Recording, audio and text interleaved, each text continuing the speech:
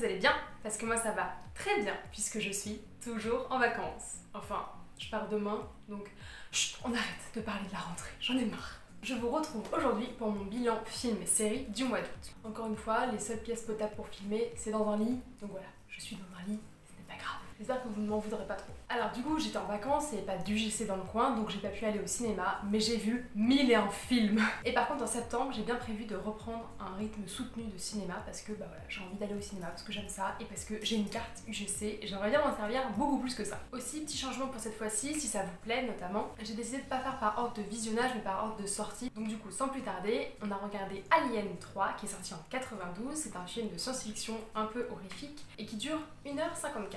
Alors, c'est un style de film qui n'est pas du tout fait pour moi, tout simplement parce que je suis pas hyper fan de science-fiction et parce que je suis pas du tout fan de l'horreur.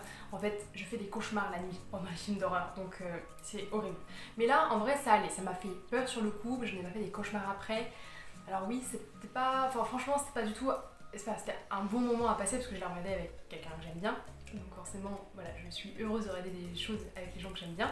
Mais toute seule dans mon coin, ça m'aurait pas du tout fait kiffer, je pense. Mais ça reste un très très bon film parce que Alien, c'est quand même une saga un peu iconique dans le milieu du cinéma. Donc voilà. L'actrice principale est incroyable comme d'habitude. Le scénario est meilleur que le 2, je trouve.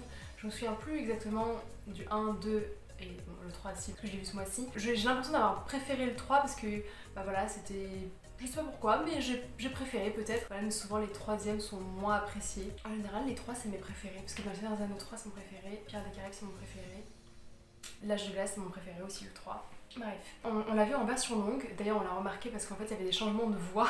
Parce qu'on l'a regardé moitié français, moitié anglais, ça dépendait si on déjeunait, mangeait ou pas en même temps. Et du coup on l'a regardé parfois en français et en fait t'avais un changement de voix entre la version courte et la version longue. Donc voilà. Mais au moins on a bien tout compris à l'histoire. L'intrigue est vraiment très prenante, il y a quelques simplicités pour quelques retournements de situation, etc. pour faire durer le film un peu plus longtemps, pour nous mettre un peu en haleine. Ça reste de la vraie matière consistante et c'est vraiment cool à regarder. Si vous aimez un peu ce genre d'univers, si vous aimez la science-fiction, je pense que c'est fait pour vous. Donc voilà, n'hésitez pas à regarder Alien 1, 2, 3.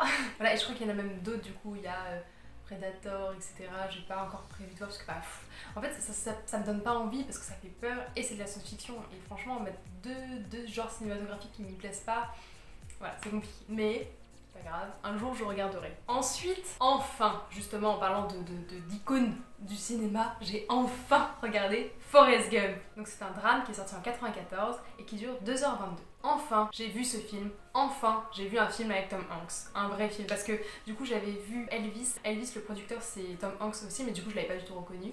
Parce que bah, c'est pas un acteur qui me marque. Mais là, j'ai enfin vu un film avec Tom Hanks où c'est le personnage principal, etc. Même si du coup, dans Elvis, c'est un des personnages principaux aussi. Voilà, donc j'ai enfin vu Forrest Gump. Je vais enfin pouvoir sortir les 1001 répliques cultes de ce film. Et par contre, c'est vrai que c'est une claque. Alors, c'est pas du tout mon film préféré parce que c'est pas trop mon style de film, je pense. Donc c'est un film qui est hyper riche avec beaucoup de phases, beaucoup d'éléments. Forrest Gump vit une vie mais de dingue. Il y a 1000 éléments qui remplissent sa vie. C'est plein de rebondissements, on ne s'ennuie pas du tout. Mais voilà, on se demande toujours qu'est-ce qu'il va y avoir après parce qu'il a déjà fait tout et hop, il a un autre truc encore en plus. Et voilà, donc c'est très riche, très plein. Donc c'est des rires, des pleurs, ça passe vraiment par beaucoup d'émotions. C'est fou comme film, vraiment. Effectivement, je comprends pourquoi c'est un film aussi culte. Pas que parce qu'il y a plein de répliques, pas que parce que les acteurs sont très bons, mais vraiment parce que le scénario autour est chouette, est vraiment bien et cool. Je comprends pourquoi c'est un film aussi culte et bah forcément, enfin, comme tout le monde et comme l'intégralité de la planète, je vais recommander Forrest Gump. Donc c'est bon, c'était chose faite, j'ai vu Forrest Gump, j'avais vu enfin Fight Club l'année dernière. Enfin, vraiment. Là, qu'est-ce qui me manque dans les films hyper cultes? Parce que du coup, petit spoiler, on est en septembre et du coup j'ai vu Pulp Fiction, du coup je vous en parle à la fin du mois de septembre. J'essaie de mettre un peu à jour sur les films et sagas cultes parce que voilà, c'est pas possible d'être fan de cinéma et de pas avoir vu Forrest Gump. Au bout d'un moment, ça suffit. Ensuite on fait un bond de presque 15 ans, parce que j'ai vu Shrek le 3ème qui est sorti en 2007 et du coup c'est une comédie d'animation qui dure 1h33. Vous allez voir, j'ai vu beaucoup de films d'animation parce que j'adore. Donc c'était un revisionnage, évidemment je l'avais déjà vu. Je me souvenais très bien, je l'ai même vu plusieurs fois. Je me souviens même que c'est ici, on est allé à McDo une fois, au moment où c'était sorti, et on avait une petite figurine de Arthur, et ça disait « Je ne veux jamais être le roi à moi ! Tu !» Voilà, si vous étiez allé au McDo en 2007 et que vous aviez à peu près mon âge, vous avez eu cette figurine, ok? Un jour j'aimerais bien vous la retrouver, je vous la mettrai sur Insta si un jour je la retrouve. Probablement l'année prochaine, parce que là je pars, donc je vais pas fouiller pour trouver cette petite figurines et changer ses piles. Mais voilà, donc c'est une histoire qui est très originale pour l'époque. On retrouve un peu ce genre d'histoire maintenant, mais c'est de moins en moins. On a un début de femme forte, alors un peu, faut pas trop abuser, mais on a des femmes qui, voilà, on a Fiona quoi, elle est hyper badass, on a sa mère qui est hyper badass. Un peu vers la fin, les princesses commencent à devenir un peu stylées et tout, donc on accorde une place un peu plus importante à la femme, et ça c'est cool. Donc déjà en 2007, alors oui, on n'est pas encore au... c'est pas le personnage principal, mais ça reste un élément fort que je trouve important dès 2007. Et donc voilà, il y a plein de nouveaux personnages, notamment les princesses qui du coup sont beaucoup plus approfondies. On a du coup Arthur et toute la panoplie autour. On a un vrai approfondissement de charmants et des méchants aussi. On a aussi un approfondissement de la maman de Fiona. Et donc voilà, franchement ça je valide parce que quand on approfondit des personnages que j'aime beaucoup, ça me donne envie de continuer, voilà. En même temps, Shrek, j'aime beaucoup ce dessin animé. C'est pas pourtant pas un genre d'humour qui me plaît, mais voilà, j'apprécie. On est dans l'univers de Shrek, donc forcément il y a des grosses caricatures, les caricatures collège-lycée. Moi, je trouve ça très drôle. Je pense que ça plaît pas du tout à tout le monde parce que, bah voilà, ça reste très cliché de voir Perceval, Arthur et tout dans un monde où c'est encore des enfants, etc. Mais c'est dans l'univers Shrek, donc ça me dérange pas plus que ça. Il y a une belle morale d'acceptation de soi, et ça je trouve ça très important. Dès 2007 on en parle, et pourquoi on est autant obligé d'en parler encore maintenant alors que ça devrait être acquis. Donc voilà, je trouve que c'est un très bon film en termes de scénario qui reste même encore original pour aujourd'hui, comme je le disais. C'est un très bon film en termes de personnages. Moi je le regarde en français, je regarde mes films d'animation, les doublages sont très bons aussi. Je recommande Shrek le 3ème, évidemment je recommande Shrek 1, 2, 3, 4. Je sais que le 4 a été encore moins apprécié que le 3. Je pense que mon préféré ça doit être le 2, parce qu'il est charmant, il me fait trop rire. Vraiment c'est un méchant mais en carton. Et puis il y a le début de chapeauté, enfin vraiment je pense que le 2 c'est celui que je connais plus les répliques et tout. Je pense que c'est mon préféré. Ça fait 2, 1... Et 3 et 4, je sais pas trop. 4, je suis pas hyper fan parce que je trouve ça trop bête, comment ça se passe le début. Et ça me turlupine, mais l'histoire est trop bien aussi. Bon, je peux pas parler du 4, j'ai pas vu. Donc ça suffit. Ensuite, pour 2009, un jour je pourrais peut-être faire en un mois essayer de faire genre toutes les années qui suivent et prendre que des films qui suivent. Bref, j'ai vu X-Men Origins Wolverine qui est sorti en 2009, c'est un film d'action de super-héros qui dure 1h45. C'est également un revisionnage que j'ai vu au début du mois, plus je me suis endormie devant parce que c'est plutôt mon copain qui a regardé, moi je regardais pas sur mon épaule en jouant Animal Crossing, donc voilà. Mais voilà, je connais l'histoire, je peux quand même vous en parler. J'ai vu plus de 75% du film, donc c'est comme si je l'avais vu, hein. Je mens pas en disant « Ah, j'ai vu 10 minutes !» Donc voilà, donc c'est un personnage que j'adore, Wolverine. Je le trouve très complet, en plus il a une saga autour de lui qui est hyper complète, hyper riche, hyper intéressante. Et donc là, en savoir d'où il vient, je trouve ça passionnant. Vraiment, ça me passionne. Voilà, j'adore ce film, j'adore son histoire, j'adore le scénario. Je sais que mes frères par exemple ne l'aiment pas beaucoup parce que la critique disait que bah voilà, c'était pas ouf, il y a trop de trucs qui vont pas, etc. en termes d'univers, pour respecter les comics, etc. Moi, en termes de scénario, si on prend juste le film, en fait, faut arrêter de... Je dis ça, mais Harry Potter, je la vis encore un peu mal. Ce que je veux dire, c'est que souvent, les films, il faut arrêter de regarder les livres et les comics, etc. Parce que surtout que Stan Lee a fait un travail de fou en termes d'univers, et donc c'est impossible de tout retranscrire, surtout qu'il y a plein d'univers, multivers, enfin c'est compliqué de devoir tout retranscrire. Donc voilà, donc on en apprend plus, on comprend plus sur l'histoire de Wolverine, et je trouve ça hyper intéressant. Vraiment, ça m'a passionné, il y a des vrais méchants, hyper stylés. J'aime l'univers, j'aime découvrir des nouveaux pouvoirs qui existent et tout, je trouve ça génial. Moi j'adore, si je pouvais avoir X-Men, je pense que c'est une de mes sagas préférées Marvel. Franchement je recommande 1000 fois, je recommande toute la série, toute la saga. C'est une histoire qui est vraiment très très prenante, très très cool. Vraiment je recommande. Hein. Franchement je crois que globalement j'ai eu très peu de déceptions ce mois-ci. En même temps j'ai rarement beaucoup de déceptions, parce que globalement j'aime beaucoup tout. donc voilà. Ensuite en 2013 est sorti Hansel et Gretel, Chasseurs de sorcières. C'est un film d'action fantasy qui dure 1h38. C'est un film qui est très chouette aussi également pour l'époque. Voilà, je pense que s'il sortait cette année, je suis pas sûre qu'il s'y ferait carton, quoique. Parce qu'en fait l'acteur principal c'est celui qui joue Hawkeye dans Avengers, donc forcément voilà, c'est cool. Les acteurs principaux sont très très bons, il y a beaucoup de personnages principaux féminins, donc il y a un certain équilibre déjà pour l'époque. Voilà, donc c'est cool, il y a une vraie parité je trouve. Hansel et Gretel ont le même temps à l'écran, je pense, le même temps de parole, ont les mêmes actions, etc. Et ça je trouve ça vraiment chouette qu'on ne soit pas dit ok on va tout concentrer sur Hansel parce que c'est un mec et tout. Voilà. Alors oui, il vit un peu plus de choses, mais ça m'a pas choqué plus que ça. Voilà, ce qui m'a choqué c'est plutôt la fin, comme d'habitude. Là il y a une femme qui meurt, je suis en mode super. Mais après le problème c'est qu'il n'y avait pas tant de mecs, donc finalement si tu es un mec, voilà, c'est compliqué. Mais voilà, je trouve qu'il y a une bonne parité, il y a 2 gentils garçons, 2 gentilles filles. Après tous les méchants, bah, du coup c'est des femmes parce que c'est des sorcières et il n'y a pas de sorciers, donc voilà. Mais il y a d'autres hommes chez les humains, donc voilà, ça reste dans un monde où la parité existe, ça existe. Donc c'est un film qui est cool, alors ça fait peur, hein, clairement. Moi je suis une vraie trouillarde, mais vraiment quand je vous dis que j'ai peur de tout, j'ai peur de tout. Je déteste l'épouvante, je déteste l'horreur, mais jamais de la vie je pourrais regarder quoi que ce soit qui a un film d'horreur, horreur horrifique. Donc voilà, mais donc il y a plein de fois où je me suis caché les yeux parce que ça me faisait peur, les sorcières m'ont fait peur. Mais oui, je suis une enfant, j'étais comme ça en train de regarder en mode comme ça.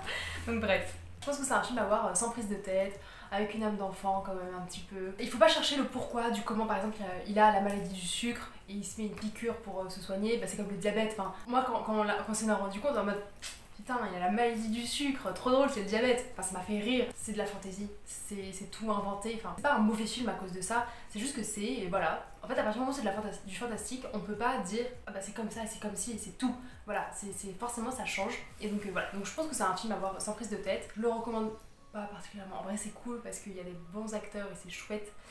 L'histoire est sympathique. Je crois que je l'avais déjà... Ah oui, je pensais de l'avoir déjà vu, mais je me souvenais plus de tout. Mais je pense que c'est parce que mon petit frère devait le regarder et je l'ai dû le regarder derrière lui à un moment et donc j'avais quelques éléments qui me souvenaient. Mais après je me souvenais plus des acteurs principaux. Donc voilà, ça n'a pas dû beaucoup me marquer. Ensuite on saute 3 ans et j'ai regardé Split qui est sorti en 2016. C'est un thriller quasi-horreur psychologique qui dure 1h57. J'ai regardé que des films d'horreur en fait, ça c'était horrible. Enfin je dis ça mais j'ai pas vu L'Exorciste et je sais pas quoi d'autre qui fait trop peur et Annabelle et... Oh, j'ai peur. Bref, donc Split c'était incroyable, vraiment. C'était une folie furieuse. Alors après, je pense que j'aime bien les thrillers psychologiques. Alors même si ça me tend sur le coup, ça me fait pas peur à beaucoup. Mais les thrillers psychologiques, bah vraiment c'est... J'ai fait de la psycho quoi. Donc forcément je suis hyper intéressée par toutes les pathologies, ça me passionne. Le scénariste et le réalisateur ont fait un taf de ouf. Je trouve que c'est incroyable. Et surtout, le truc le plus important, c'est que l'acteur principal, qui joue aussi Charles Xavier, joue 23 personnes à la fois. Et ça me rend folle. Vous savez à quel point j'adore ce type d'acteur qui peut jouer plusieurs rôles, notamment je pense à la série Orphan Black. Si vous l'avez toujours pas vu, alors je vous l'ai recommandé, let's go, vous arrêtez ma vidéo et vous allez regarder Orphan Black, c'est sur Netflix. Non mais oh, je vous recommande cette série, c'est une série où t'as une femme, une actrice qui joue du coup 5-6 rôles et c'est les 5-6 rôles principaux, enfin c'est impressionnant. Ouais, donc là pareil, 23 personnalités différentes, donc on les voit pas tout le temps en même temps, il y en a peut-être 5 qui sont tout le temps là, enfin qui viennent très régulièrement, mais c'est impressionnant, c'est très chouette, et surtout ils passent d'un truc à l'autre en claquement de doigts, en restant sur la même scène, ils changent de personnalité et c'est fou, c'est fou. Après je connais pas très bien ce genre cinématographique, donc moi je trouvais ça original, j'avais pas vu ça ailleurs, et franchement c'était très bien. Je pense que la fin est un peu facile dans le sens où ah bah tiens le mec descend et oh il croise machin, genre il avait jamais vu avant. Voilà. C'est peut-être la seule facilité que j'ai remarqué et qui m'a un peu choquée. Mais bon ça m'a pas choqué de fou. Franchement moi je vous recommande Split. Je sais qu'il y a Incassable qui était sorti avant, c'est le premier mais qui est sorti bien 10 ans avant, je me suis renseignée du coup. Mais on m'a dit que c'était nul et qu'il fallait pas que je le regarde donc voilà. Mais je pense que je le regarderai un jour quand même parce que voilà, j'aurais du temps à perdre, je regarderai Incassable, mais apparemment c'est vraiment pas ouf. Donc voilà. En ce qui concerne le genre, toujours, je suis un peu une flippette, mais donc ça m'a fait quelques frissons à quelques moments, je n'ai pas fait des cauchemars après, donc voilà, ça reste regardable pour ceux qui ont un peu peur comme moi. Voilà, mais ça fait un peu peur, je vous préviens, c'est un peu angoissant de temps en temps, même pendant beaucoup de temps du film, mais ça. Ensuite j'ai regardé 2 films de 2017, on va commencer par Logan, c'est un film d'action-aventure qui dure 2h17. Trop drôle, c'est 2h17 comme 2017. Waouh. C'est aussi un revisionnage, pareil mon copain l'a regardé parce que c'est un de ses films préférés, en même temps Wolverine c'est un de ses héros préférés, donc voilà, de mes souvenirs c'était toujours aussi bien, Hugh Jackman est toujours aussi incroyable, vraiment c'est une folie furieuse, cet acteur est fou, vraiment là j'ai qu'une seule envie, c'est de regarder The Greatest Showman parce que The Greatest Showman c'est fou, j'adore ce film, donc voilà c'est Hugh Jackman qui est dedans. Et voilà, c'est une très belle conclusion, un très bel au revoir au personnage de Wolverine qu'on a tous aimé, qu'on aime tous. En fait Wolverine c'est un anti-héros mais qui est génial, c'est un anti-héros qui tend vers le héros et franchement moi j'adore. C'est une histoire qui tient la route, c'est un peu triste, très poignante, on découvre des nouveaux personnages, on a un approfondissement de certains, donc voilà, mais ça finit pas forcément très bien, mais ça finit pas forcément très mal, c'est un peu une fin douce amère, un peu comme Game of Thrones. Alors moi je lâche mes larmichettes à tous les films, hein, mais c'est vrai que Logan, la première fois que je l'ai vu, j'étais au bout du gouffre, enfin, vraiment j'ai pleuré parce que je te demande mais quoi, ça peut pas finir comme ça et tout, et en fait si, bah, parce que l'acteur commence à se faire un petit peu vieux et parce que le personnage en soi est vieux aussi, et donc il y a un moment il faut bien que ça se finisse parce que toutes les belles choses ont une fin malheureusement, Donc voilà, je recommande Logan, mais regardez-le dans la chronologie, hein. Évidemment, commencez pas la série X-Men par Logan parce que ça vous gâcherait vraiment le plaisir. Je pense que Logan c'est l'un des derniers qu'il faut regarder. J'ai plus tout à fait la chronologie des X-Men, comment il faut le regarder, mais voilà, je pense que Logan il faut le regarder bien à la fin pour bien garder le plaisir de regarder tous les X-Men sans cette fin qui est malheureusement un peu triste. Continuons sur 2017, j'ai regardé Coco, qui est une comédie d'animation Disney, qui dure 1h45. C'est également un revisionnage. Coco, j'adore ce dessin animé. Je crois que je l'avais vu qu'une seule fois, et j'en suis bien déçue de l'avoir vu qu'une seule fois, parce que c'est hyper beau graphiquement, c'est hyper beau musicalement parlant. Vraiment, je pense que c'est mon Pixar préféré. Je réfléchis, mais je pense que c'est au moins dans mon top 3 des Pixar préférés, mais peut-être le premier en fait, parce que vraiment c'est trop bien. Il y a un retournement de situation final qui est très stylé, très très cool, qui nous tend un petit peu comme ça. C'est des personnages qui sont approfondis comme il faut. On a vraiment l'univers des Diaz de los Muertos qui est très bien mis en place, qui est très chouette. On découvre la culture du coup mexicaine et c'est vraiment super bien. On comprend les enjeux, on comprend beaucoup de choses et c'est très chouette. C'est un très beau film d'animation que je recommande à tous. Je vais essayer de pas trop en parler parce que voilà, c'est un film qui est sorti il y a quelques années déjà, je l'avais déjà vu. Je pense que c'est vraiment mon Pixar préféré. En fait, il y a des chansons et les chansons sont vraiment bien. Vraiment, le Poco Loco, je l'adore. Vraiment, c'est incroyable. C'est une très jolie fin, une très jolie morale sur la famille, sur la musique et c'est trop bien. Vraiment, Coco, je recommande cette série et c'est surtout très joli. Les couleurs sont incroyables. Ouais, ça me fait penser au jeu de société, du coup, Los Dias de los Muertos. Comment ça s'appelle?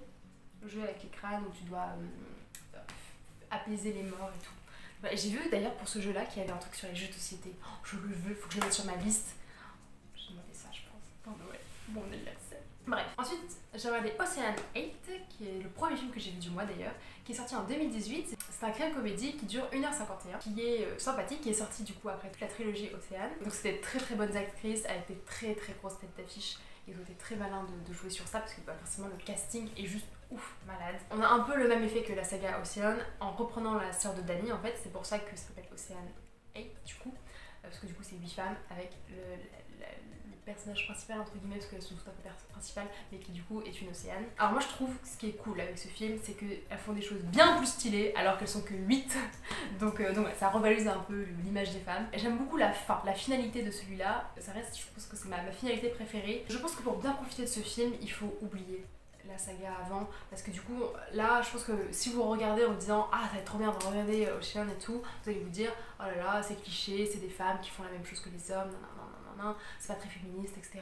Je pense qu'il faut juste couper. Voilà. Regardez ce film sans prise de tête, en mode ah ouais, mais Danny il a fait mieux que ça, mais machin, il y avait Brad Pitt dans l'autre et tout. Oh les gars, détendez-vous. Faut pas le regarder comme une suite de saga, je pense qu'il faut le regarder comme un élément seul, et c'est un très bon élément seul. Franchement, je trouve que c'est très chouette. L'actrice principale est vraiment cool, vraiment. Ça s'est mise en situation, en fait, elle sort de prison, et genre ce qu'elle fait juste après, ça m'a fait mourir de rire. Je me dis, mais le nombre de gens qui ont dû vouloir essayer de faire ça, et ça a pas du tout marché. Mais voilà, c'est un très chouette. Vraiment, je recommande. Ensuite, en 2018, encore une fois, j'ai eu Bohemian Rhapsody. C'est un drame, un biopic musical qui dure 2h14. Et quelle claque! Mais enfin, j'ai vu ce film.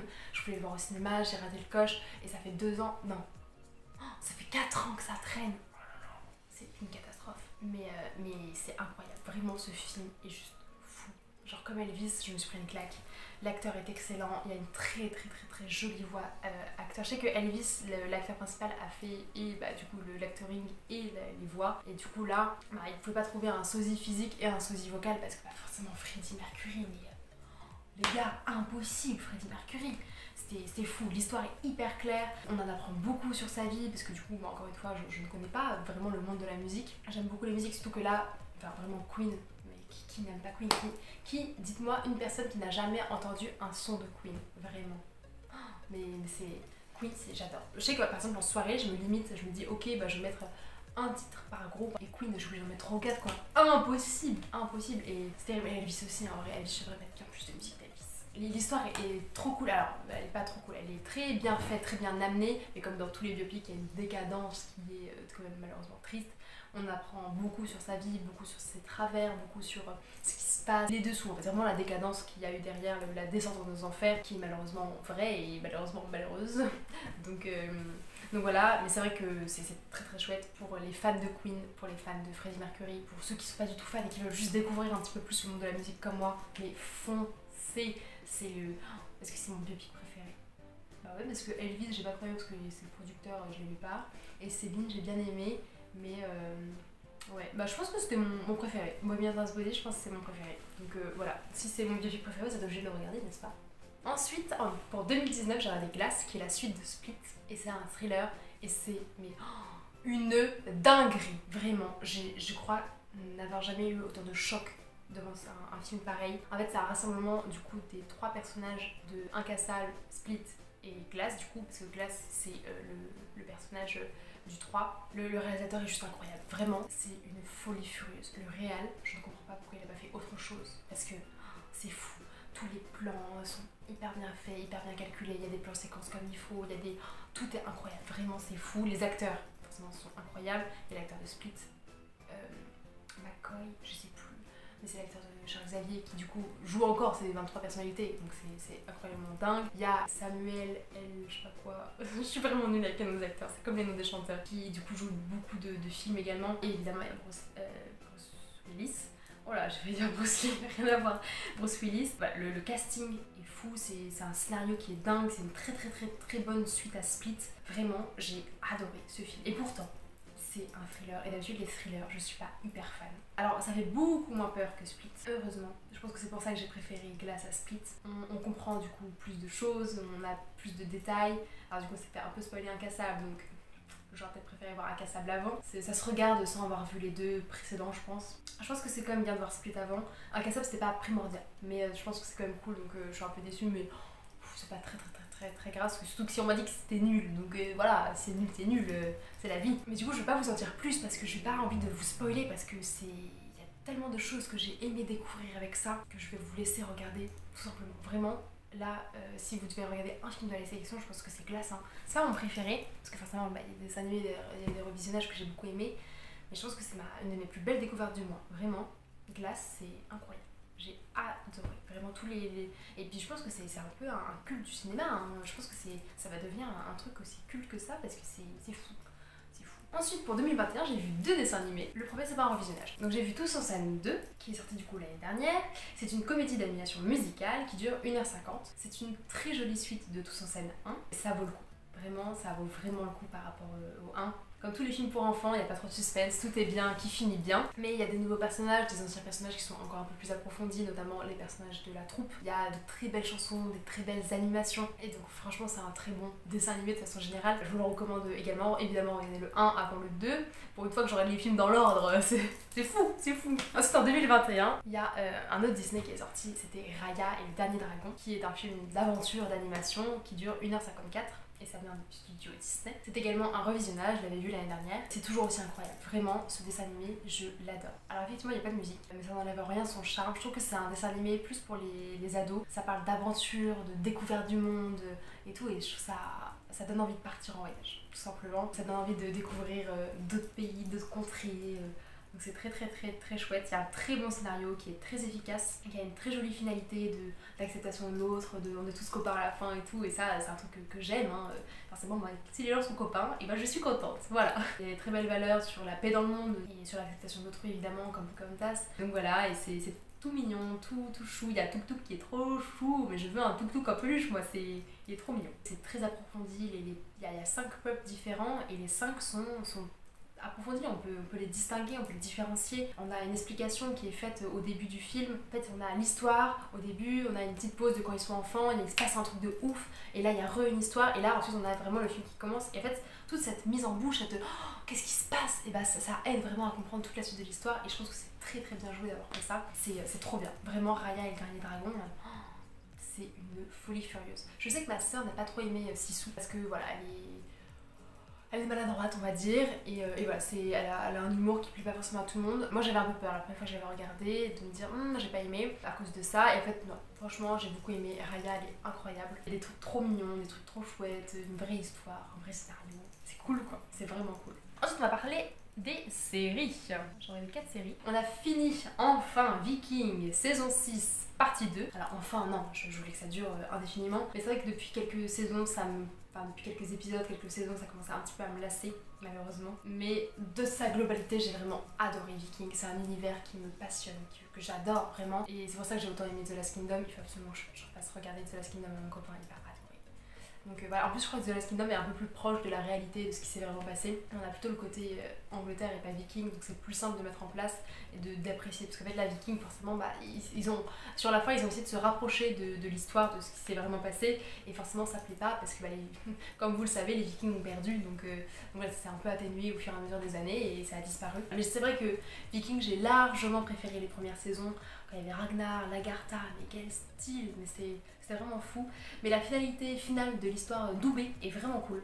Ça, c'était une très très chouette fin. C'est vrai que de l'autre côté de l'océan, du coup, on est moins content quoi. Ça finit pas comme on voudrait pour nos personnages préférés, mais c'est la vie. C'est l'histoire avec un grand H et je peux difficilement en vouloir au scénariste parce que sinon on leur aurait reproché non, ça ressemble vraiment pas à la vraie vie et tout.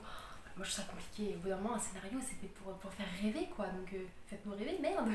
Donc ouais, mais c'est une très jolie fin pour Oubé, moins jolie fin pour les autres. Ça faisait quelques épisodes que ça me lassait un petit peu. J'étais un peu en mode bon, on finit là, qu'on puisse passer à autre chose et que je puisse te faire regarder The Last Kingdom. Parce que The Last Kingdom, du coup, c'était 4 saisons, là c'est terminé et les 4 m'ont pas du tout déçu et je pense même que plus ça va mieux c'est quoi. Alors que la Viking, plus ça allait. Je pense que dans mes préférés, il doit y avoir 1, 2, 3 et après 4, 5, 6, c'était plus compliqué. J'ai moins aimé. La vie, on peut pas tout aimer dans la vie, une série peut pas être parfaite de bout en train. Donc voilà, mais Viking reste, je pense, dans mes séries préférées parce que c'est fou. Ensuite, j'ai regardé Loki, la saison 1. Enfin, c'est fou, c'est incroyable, j'adore cette série. D'habitude, je suis pas trop série de super-héros parce que Wanda, j'avais aimé, mais voilà. C'est comme WandaVision, il faut être accroché pour comprendre. Parce que, alors c'est moins compliqué que Wanda, je pense. Mais il faut quand même bien comprendre parce que ça parle de multivers, ça parle de retour dans le temps, etc. Et c'est compliqué, il faut pas faire autre chose en même temps quoi. Ils ont mis un personnage féminin, une femme forte au centre de cette série et ça c'est vraiment cool, c'est vraiment bien joué parce que du coup on a une parité homme-femme qui est cool. Aussi dans les personnages secondaires on a également des parités homme-femme et ça c'est cool aussi. Les costumes, les décors, tout nous met dans l'ambiance, il y a un vrai scénario, tout est cool, vraiment c'est top. L'histoire est pleine de rebondissements, tout est vraiment bien, plein de rebondissements de situation, l'histoire est vraiment chouette, on a des ok, c'est ça qui se passe et tout, c'est fou. C'est très impressionnant comme série, c'est très très chouette. Je m'attendais pas du tout à ça et c'est vrai que j'ai été mais vraiment très très joliment surprise, très très bonnement surprise et donc ça c'est vraiment cool. Ensuite on a commencé et fini What If. J'avais regardé l'épisode 4 pour regarder Doctor Strange du coup. J'ai peut-être dû le regarder parce que ça m'a aidé à mieux comprendre le dernier épisode, mais j'ai adoré What If, vraiment. Mais c'est une folie furieuse. Alors déjà j'adorais les dessins animés, donc à partir de là c'est trop cool. Et en fait là ça me permettait de regarder un truc Marvel de moins de 40 minutes. Voilà, trop cool. Puis on pouvait avoir du coup découvrir le multivers, découvrir d'autres choses et c'était fou. J'ai adoré l'épisode final, mais il n'était pas primordial pour regarder Doctor Strange. Donc au cas où vous n'avez toujours pas regardé Doctor Strange, vous pouvez regarder Doctor Strange sans avoir vu What If entièrement. Ça m'a donné envie de regarder tous les What If sur un bon espace-temps, c'est-à-dire genre regarder Les Gardiens de la Galaxie avec l'épisode sur Chacha. Oh oui, alors à un moment, oh putain, elle appelle T'Challa de Black Panther Chacha et du coup j'arrête pas de l'appeler Chacha, c'est une catastrophe. Bref, ça m'a donné envie de refaire toute la chronologie dans le bon sens, dans le bon ordre, avec tous les éléments et tout, mais ça prend trop de temps d'en regarder tout Marvel, il me faut une semaine en faisant que ça. Mais c'était trop bien What If. Moi je veux une saison 2, je veux une saison 3, je veux une saison 4, je veux 1000 saisons pour avoir tous les univers qui existent, avoir la finalité trop bien. Je suis hyper heureuse pour Captain Carter. Donc voilà, vraiment je suis une grande fan. On a le retour de Gamora sur la fin. En dernière saison, je le savais parce que j'ai reçu une pop What If. J'étais en mode oh waouh, il y a Gamora! Donc voilà, il évite de la faire buter encore. Je trouve qu'elle a un rôle sous-côté dans cet épisode. Je comprends pas. Bah, je sais pas qu'elle sert à rien, mais voilà, je pense qu'il devrait lui mettre un peu plus de punch, un peu plus de trucs cool qui lui arrivent. Parce que franchement, pour tous les fans de Gamora comme moi qui sont frustrés, voilà, ça serait cool d'avoir un. Oh, il pourrait faire un film sur Gamora! Oh, un What If sur Gamora! Oh, je veux tout, moi je veux Gamora. Et pour finir, j'ai commencé Sabrina, je vais pas trop vous en parler parce que j'ai vu que 3 ou 4 épisodes, il y a 10 épisodes dans la saison 1. Voilà, mais c'est un début qui est assez prometteur, c'est pas du tout mon genre de série, enfin pas du tout, si, c'est un peu mon genre de série mais pas trop, mais ça a l'air cool et du coup je vous en parlerai plus en septembre quand j'aurai vu au moins la fin de la saison 1, voire du coup saison 3 si j'ai le temps, mais je doute. Donc voilà, je vous en reparlerai en temps voulu. Et hop là, c'est fini, je me suis beaucoup enrayée dans le retour, j'ai beaucoup enrayé mon ordi, mais j'essaie d'aller vite parce qu'on a la maison à ranger, on a un frigo à vider et on aimerait bien aller à la plage aussi pour finir nos vacances en beauté, parce que du coup on part demain. Tristesse, mais c'est la vie. Voilà, on peut pas être en vacances tout le temps. Oh, j'ai envie de rester en vacances, c'est trop triste. Vraiment, c'était des vacances trop chouettes et ça m'a fait du bien de prendre des pauses. J'ai sorti une vidéo toutes les 2 semaines, tranquille, sans pression. J'ai pu rejouer Animal Crossing, j'ai pu avancer sur Zelda Breath of the Wild parce que ça faisait 1 an et demi que je l'avais. J'étais encore à Cocorico. Cocorico, c'est le truc que t'as en 2 heures de jeu. Voilà, là j'ai vraiment pu m'amuser et faire des choses qui me plaisent. Donc je suis vraiment très contente. J'ai pu lire un petit peu et tout, j'ai pu pas m'avancer sur beaucoup de choses, mais voilà, bref. En tout cas, moi j'espère que vos vacances se sont bien passées. Je sortirai cette vidéo, vous serez déjà rentré depuis peut-être plusieurs jours, voire plusieurs semaines, donc voilà. Mais j'espère que vous avez passé une bonne rentrée, que cette nouvelle année sera cool pour vous, que ce mois de septembre est décisif pour votre vie future. J'espère que cette vidéo-là vous a plu. Si c'est le cas, vous pouvez mettre un pouce en l'air. Si ma chaîne est plus en général, vous pouvez vous abonner. Et surtout, bon visionnage de glace. Bisous les pandas. Bye bye. Abonnez-vous les abonnés si vous êtes abonné et vous vous abonnez.